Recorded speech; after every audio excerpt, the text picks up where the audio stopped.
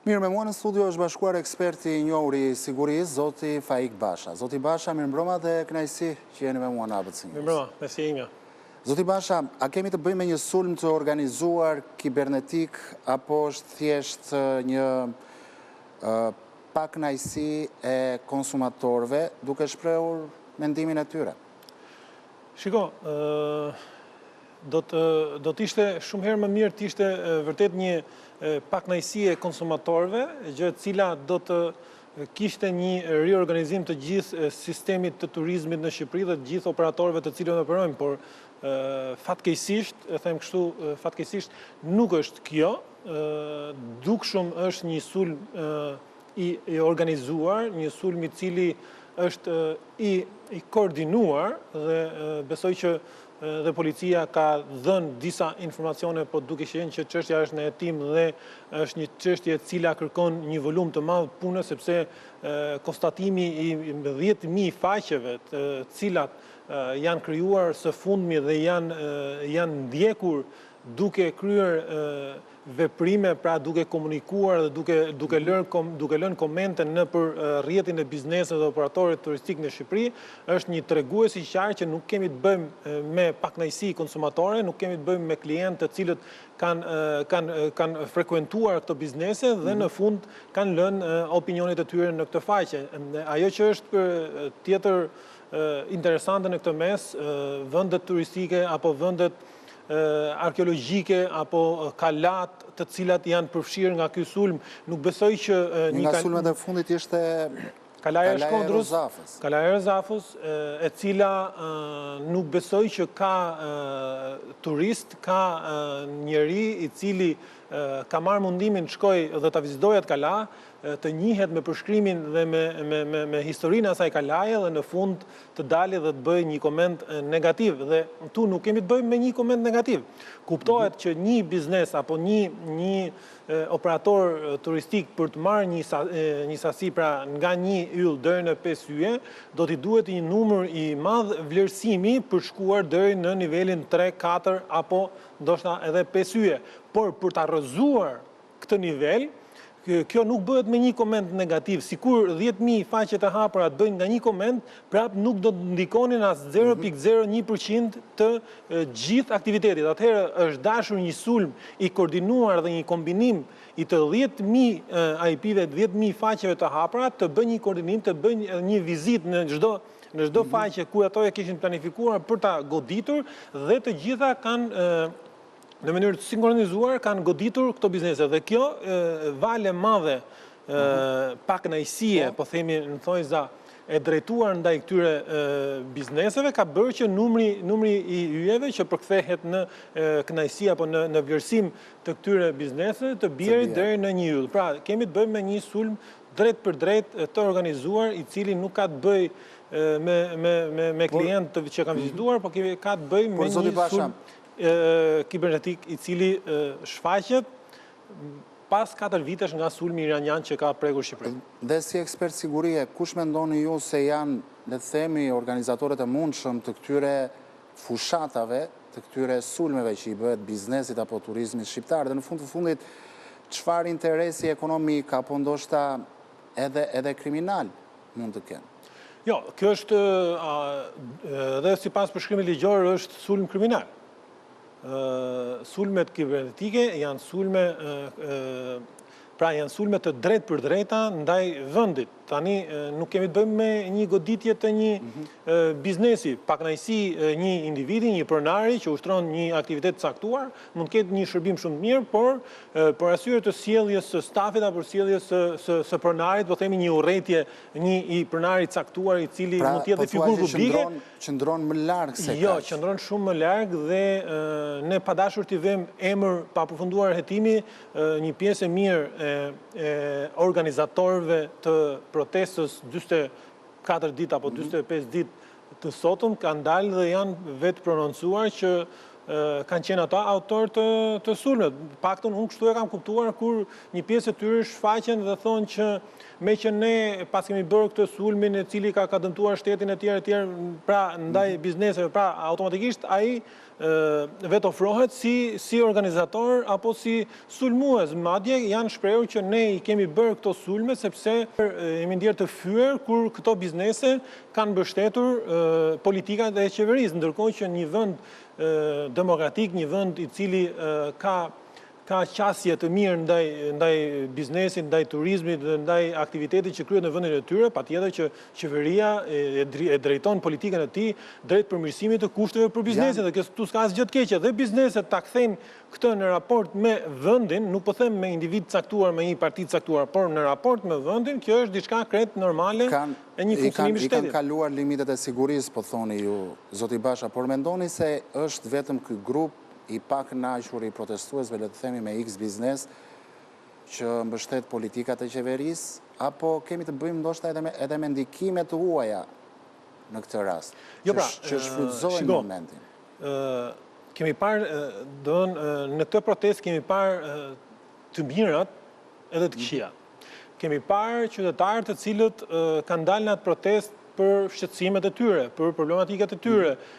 Kuptohet se në një vend jo gjithë mund të jenë të kënaqur me sistemin apo me politika që ndjek një qeverisje, sepse unë nuk di ndonjë vend sado demokratik të jetë ku qytetarët janë gjithë kënaqur dhe në çdo vend, pothuajse në vendet e Europës, ne shohim her pas here, duke filluar nga Greqia, nga Franca, nga Gjermania, nga Polonia, nga Belgjika, po marr këto vendet që janë edhe më të njohura për ne, ka gjithmonë protesta dhe kjo është një tregues që vendi zhvillohet dhe qytetarët rrisin kërkesat e llogarisë ndaj qeverisë tyre. Dhe kjo është një tregues i mirë, një tregues i qytetarisë. Ama kemi parë një protestë e cila unë i kam qëndruar që ditën 1 që ka filluar, nuk më ka pëlqyer jo protesta, nuk më ka pëlqyer faktorët të cilët kanë ndikuar për ta organizuar këtë protestë. Qytetarët të cilët janë të revoltuar dhe janë të pakënaqur nuk kanë lindur para 45 ditësh. Dhe cilët janë sipas jush këta faktorë që kanë ndikuar? Shiko, tashmë i kemi të qarta, ne i kemi të qarta ato pikpyetje që ditët e para deri te dita e 10 kanë qenë në hije që njerëzit ishin të dyzuar mbi realitetin që ne jetojmë apo mbi faktorët të jashtëm të cilët kanë ndikuar. Ne kemi Iranin i cili është investuar drejt për të pasur një goditje qoftë ekonomike, por qoftë dhe destabilizuese të Shqipërisë. Tani kjo është deklaratë e fortë që ju bëni, zoti Basha. Si është investuar Irani drejt për drejt? Ku? Në çfarë mënyrë? Ju keni parë para disa ditësh zëdhënësin e Ministrisë Iraniane duke folur mbi pakënaqësitë që ka populli i Shqipërisë dhe mbi shtypjen që po i bë ka një qeverisje në Shqipëri popullit, ndërkohë që kemi të bëjmë me një vend i cili në dhjetor janar ka vrarë mbi 45.000 qytetarë.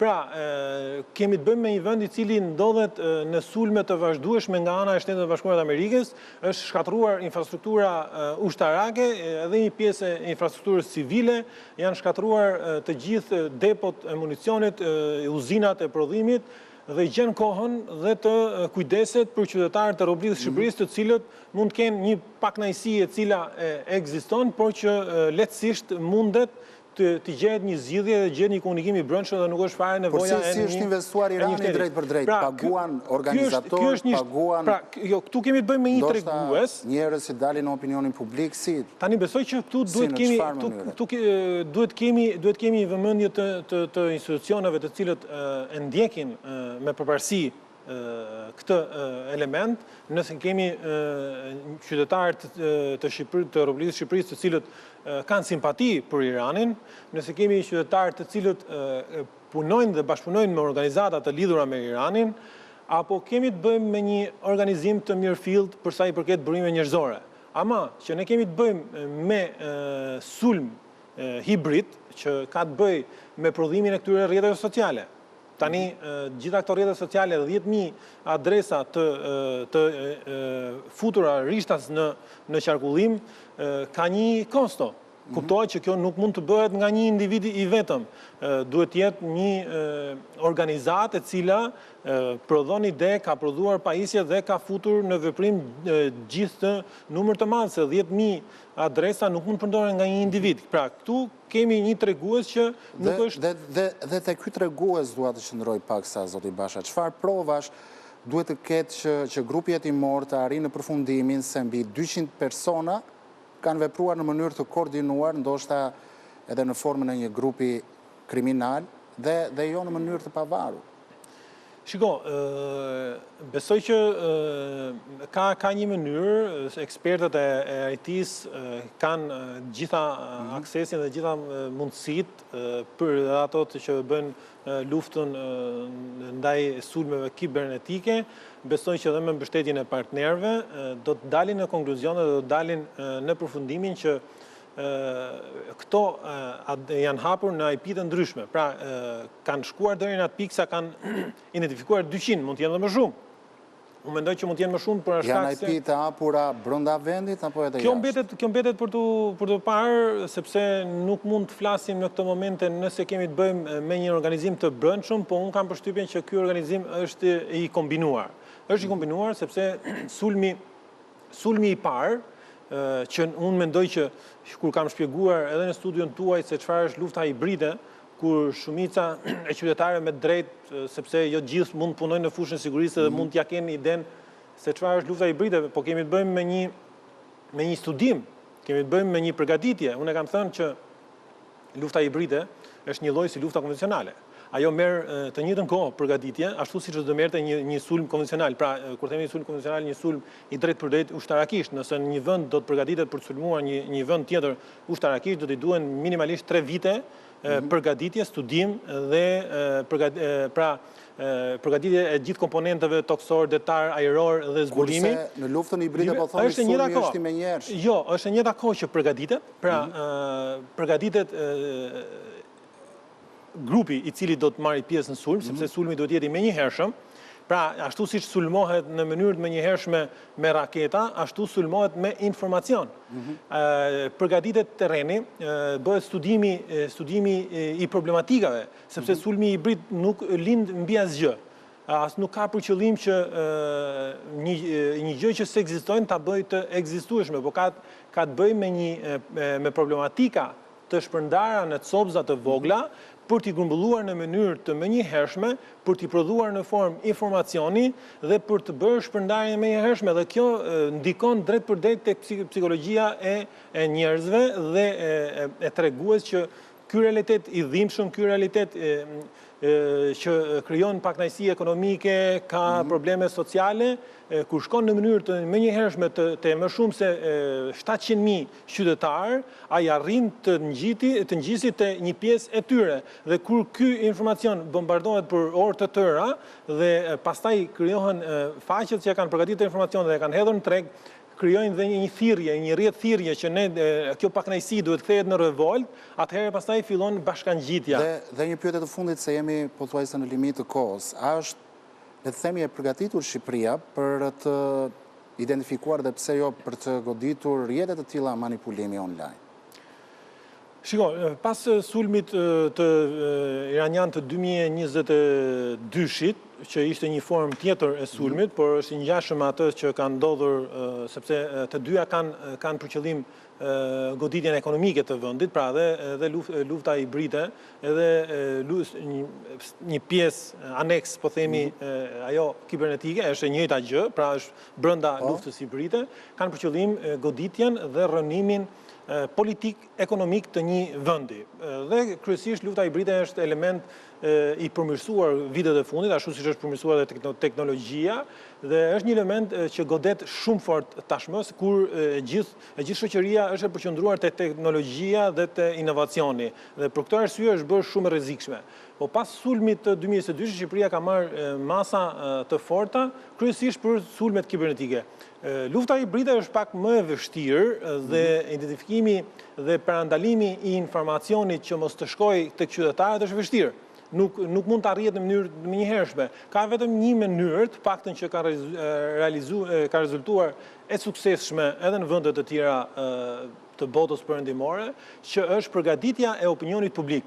Pra, ti këtë lloj sulmesh mund t'i përgatitësh, mund t'i përballosh vetëm me përgatitjen e opinionit publik, me transparencë dhe me ndikim nëpërmjet informacionit. Nuk ka ndonjë metodë tjetër deri tani të suksesshme për të parandaluar, sepse sado që ti të mundohesh të gjesh nga erdhën ai pit etj, ti mund të organizosh të ngresh një akuzë ligjore për personat, por ti nuk mundesh ta frenosh në mënyrë të menjëhershme sepse ai e ka bërë dëmin, po themi që ka shkuar tek qytetari dhe e ka ngarkuar emocionalisht qytetarin. Sot unë kam lexuar çuditërisht dhe realisht më ka bërë shumë përshtypje te një media shumë serioze që përdorte një fatkeqësi që ka ndodhur ditët e fundit, një 15 vjeçar i cili ka humbur jetën në ngushëllime dhe familje, se është shumë e madhe, dhe kishte ndërtuar një lajm që thoshte lumi ka shumë zgavra, janë pjesa e gryrje, dhe për këtë fajsonte qeverinë.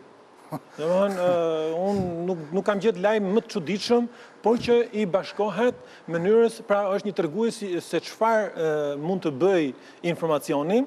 Dhe për hir të vërtetës, kur ky informacion shkon te qytetarët, ti lexon vetëm atë pjesën e parë dhe ti thu po, lumi për shkak të keq qeverisjes është dëmtuar zgavra e malit në malet më të larta të Shqipërisë. Dhe këtu faj që nga i qeverisë. Domethënë, kur ti don ta përdorësh informacionin në këtë lloj mënyre, ti ja realizon. Pra, vetëm thjesht duke bërë transparencë, duke thënë qytetarëve, m'fal, por një njeri i cili rrëshket këmba në Alpe dhe bie apo i këputet litari, këtu nuk kemi të bëjmë me një keqeverisje.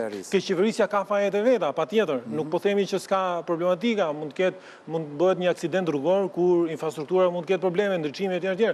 Po ne nuk mund t'i vëmë fajin qeverisë për çdo lloj gjëje që ndodh në Republikën e Shqipërisë. Faleminderit, kënaqësi që ishit me mua këtë mbrëmje. Faleminderit.